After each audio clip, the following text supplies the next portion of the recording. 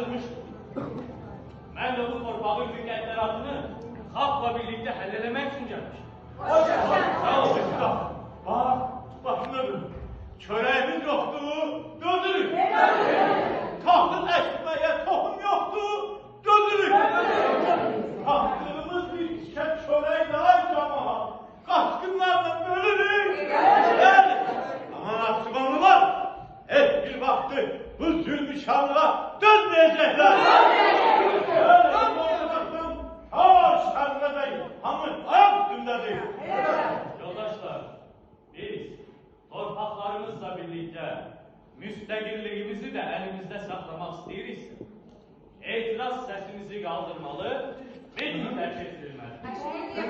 Ben de bu işi sonuna sizinle.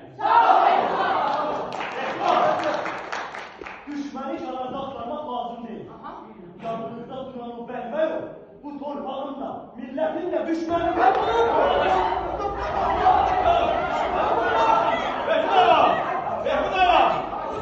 Hadi bayan özel altlarıyla Naksuman'a imanışlarına vermek için ciddi şafanı!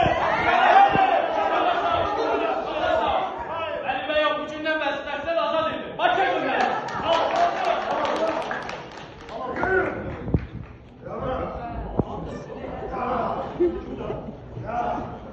Al! Vallahi acentine sahip. Cahili, Karbala Kerem ölmeyip ha. Senin acetlerin Lizbit aşırımını keçemesin.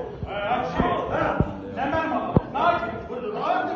Kerem kişi cəhli öz başının dəstəsi ilə İzmir daşınında, İtqiranda keşi çəkir, kəndlər qırır. Sağ ol. Maşallah. Alın bu torpağı. İşte oğullar. Ben burada niye korumuşsun bu torpağı? He? Görürsünüz. Şafanın elinde. Şafanın elinde olmayan adam torpak oynatılmaz. Bak bu işi yapınca. Yavrum! Ya yakına. Türkiye'den vuracağı şey bizi konuşur. Torpağımızı gavurlardan temizlesin.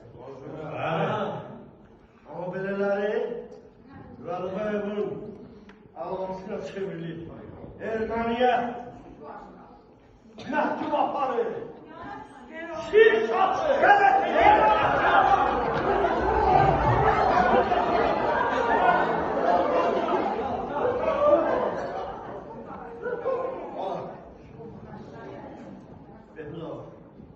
Velbayev'in bu adamla Ermeniye gönderdiği mektup. Bak. Bakın. Bakın. Ermeni Şerem bize çok güzel dersler